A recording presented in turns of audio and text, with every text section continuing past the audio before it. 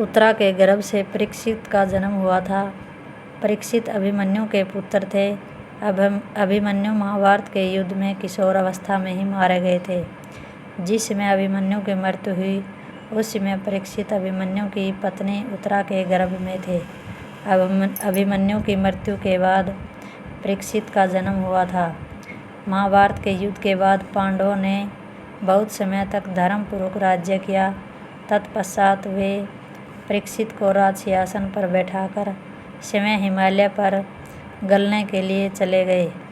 एक दिन राजा परीक्षित शिकार खेलने के लिए वन में गए। वहाँ उन्होंने देखा कि एक गाय तथा बैल भागे जा रहे हैं। बैल के 3 पांव टूट चुके हैं। वह बेचारा जैसे तैसे चल पाता है और उनके पीछे पीछे एक काले रंग के शरीर वाला शूद्र अपने हाथ में मूसल लिए दौड़ रहा है। वह गाय तथा बैल दोनों के ऊपर मूसल का प्रहार करता जा रहा है। उसके भय से गाय तथा बैल दोनों थर-थर काँप रहे हैं। इस दृश्य को देखकर राजा परीक्षित अत्यंत क्रुद्ध हुए। उन्होंने अपने धनुष पर बाण चढ़ा लिया तथा शूद्र को ललकारते हुए बोले, अरे दुष्ट, तू कैसा कुकर्मी है जो गाय तथा बैल को इस प्रकार कष्ट दे रहा है। अब तू अपने पाप का फल भोगने के लिए तैयार हो जा। यह सुनकर वह शूद्र जहाँ का तहाँ तो चुपचाप खड़ा हो गया। तब राजा ने पहले गाय और बैल के पास जाकर पूछा, तुम कहाँ भागे जा रहे हो और तुम्हारे ये 3 पाँव किसने तोड़े हैं। यह सुनकर गाय ने उत्तर दिया, हे राजन, मैं पृथ्वी हूँ और यह बैल के रूप में धर्म है। इसके तप, क्षमा और दया नामक 3 पाँव टूट चुके हैं। यह शूद्र के रूप में कलयुग खड़ा हुआ है। कलयुग में पाप और भी अधिक बढ़ जाएगा, इसलिए हम दोनों इसके भय से भागे चले जा रहे हैं। यह सुनकर राजा ने कहा, अब तुम्हें भयभीत होने की आवश्यकता नहीं है। मैं इस कलयुग को अभी मारे डाल देता हूँ। यह कहकर राजा ने कलयुग को मारने के लिए अपने धनुष पर पुनः बाण चढ़ाया। यह देखकर कलयुग ने अपने दोनों हाथ जोड़कर राजा परीक्षित से कहा, हे राजन, आप मेरे प्राण मत लीजिए। ब्रह्मा का बनाया हुआ विधान कभी अन्यथा नहीं हो सकता। उन्होंने सतयुग, त्रेता, द्वापर तथा कलयुग इन 4 युगों की सृष्टि की है। उनमें 3 युग बीत चुके हैं। अब मेरा समय आया है। मेरे युग की सबसे बड़ी विशेषता यह है कि अन्य युगों में सहस्रों वर्षों तक जप तप यज्ञ आदि करके मनुष्य अपने 3 जिन कामनाओं को पूरा कर पाता है, कलयुग में केवल भगवान का नाम लेने मात्र से ही वे सब पूरी हो जाती है।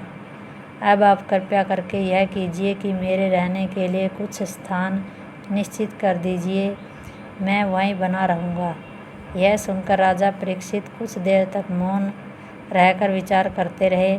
फिर कलयुग से बोले, तुम जुआ, मदिरा, वेश्या, हिंसा, लोभ तथा स्वर्ण में निवास करोगे। इनके अतिरिक्त और कहीं मत रहना। कलयुग ने राजा की इस आज्ञा को शिरोधार्य कर लिया। तत्पश्चात कलयुग धर्म रूपी बैल और गाय रूपी पृथ्वी, ये तीनों अदृश्य हो गए। राजा परीक्षित वहाँ से लौटकर घर आ गए। एक दिन फिर राजा परीक्षित शिकार खेलने के लिए वन में गए। उस समय वे अपने मस्तक पर सोने का मुकुट पहने हुए थे। उन्हें यह ध्यान नहीं था कि वे कलयुग को सोने में निवास करने की आज्ञा दे चुके हैं। इस प्रकार कलयुग उनके मस्तक पर बैठा हुआ था। शिकार में राजा ने बहुत से पशुओं को मारा। इस प्रकार उन्होंने कलयुग के आश्रय हिंसा के कर्म को भी खूब किया। कुछ देर बाद राजा को बड़े जोर की प्यास लगी। पानी की तलाश में वे इधर उधर भटकने लगे। चलते चलते राजा परीक्षित समीक ऋषि के आश्रम में जा पहुँचे। उस समय ऋषि समाधि लगाए हुए बैठे थे। राजा के सिर पर कलयुग तो सवार था ही उनकी बुद्धि भ्रष्ट हो गई। ऋषि को समाधिस्थ देखकर उन्होंने यह समझा कि इस ढोंगी ने मुझे आया हुआ देखकर जानबूझकर अपनी आंखें बंद कर ली है। वहीं थोड़ी दूर पर एक मरा हुआ सांप पड़ा था। राजा ने कलयुग के वशीभूत होकर उस मरे हुए सांप को अपने धनुष की नोक से उठाकर समाधिस्थ ऋषि के गले में डाल दिया। तत्पश्चात वे अपनी राजधानी को लौट गए। जिस समय राजा परीक्षित समीक ऋषि के आश्रम में पहुँचे थे उस समय वहाँ कोई और नहीं था। समीक ऋषि के पुत्र श्रृंगी ऋषि उन दिनों बालक थे। वे आश्रम में बहुत दूर अन्य ऋषि पुत्रों के साथ खेल रहे थे। ऋषियों के कुछ अन्य बालकों ने राजा परीक्षित को शमीक ऋषि के गले में मरा हुआ सांप डालते हुए देख लिया था। उनमें से कुछ ने श्रृंगी ऋषि के पास जाकर यह समाचार कह सुनाया। श्रृंगी ऋषि खेलना छोड़कर अपने पिता के पास दौड़े आए। शमीक ऋषि उस समय भी समाधिस्थ बैठे हुए थे तथा वह मृत सांप उनके कंठ में पड़ा हुआ था। उस दृश्य को देखते ही श्रृंगी ऋषि का क्रोध चरम सीमा को पार कर गया। उन्होंने उसी समय अंजलि में जल लेकर राजा परीक्षित को लक्ष्य करके यह शाप दिया कि हे राजा, तूने मेरे समाधिस्थ पिता के कंठ में मृत सर्प को डाला है। मैं श्राप देता हूँ कि आज से 7वें दिन तक्षक सर्प तुझे डस लेगा और तेरी मृत्यु हो जाएगी। श्रृंगी ऋषि ने शाप देने के बाद अपने पिता को सावधान किया और उन्होंने संपूर्ण वृत्तांत कह सुनाया। उसे सुनकर परम उदार शमीक ऋषि ने कहा, हे पुत्र, राजा परीक्षित को शाप देकर तुमने अच्छा नहीं किया। वे बहुत धर्मात्मा तथा प्रजा पालक है। यदि उनसे कोई भूल बन ही गई तो उसके लिए उन्हें क्षमा कर देना चाहिए था। खैर, अब जो होना था वो तो हो ही चुका है, परंतु तुम राजा परीक्षित के पास जाकर अपने शाप का समाचार इसी समय पहुंचा दो, जिससे कि वे इस अवधि में अपनी मुक्ति का कोई उपाय कर लें। पिता की आज्ञा मानकर श्रृंगी ऋषि ने कुछ ऋषि पुत्रों को अपने शाप का समाचार देने के लिए राजा परीक्षित के पास भेज दिया। उधर घर पहुंचकर जब राजा ने अपने मस्तक से सोने का मुकुट उतार कर नीचे रखा तो उन्हें अपने किए हुए कृत्य पर अत्यंत पश्चाताप हुआ। वे अपने मन में अत्यंत दुखी हुए और सोचने लगे, इस भयंकर पाप से मेरा उद्धार किस प्रकार होगा। तभी ऋषि बालक राजा परीक्षित के पास जा पहुँचे। उन्होंने श्रृंगी ऋषि के शाप का वृत्तांत राजा से कहा। राजा ने उसके लिए श्रृंगी ऋषि का आभार माना और कहा कि मुझ अपराधी को दंड देकर श्रृंगी ऋषि ने बहुत बड़ी कृपा की है।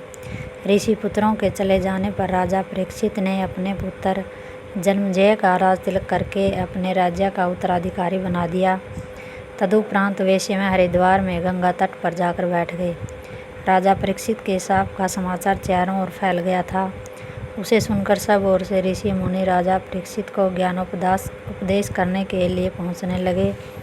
उन्हीं में एक भगवान वेदव्यास के पुत्र सुखदेव मुनि भी थे। सुखदेव जी ने 1 सप्ताह तक राजा परीक्षित को श्रीमद् भागवत की कथा सुनाई। उसे सुनकर राजा पाप मुक्त तथा मुक्ति के अधिकारी हो गए। श्रीमद् भागवत सप्ताह की समाप्ति पर ब्राह्मणों ने आशीर्वाद के रूप में राजा के गले में पुष्पमाला पहनाई।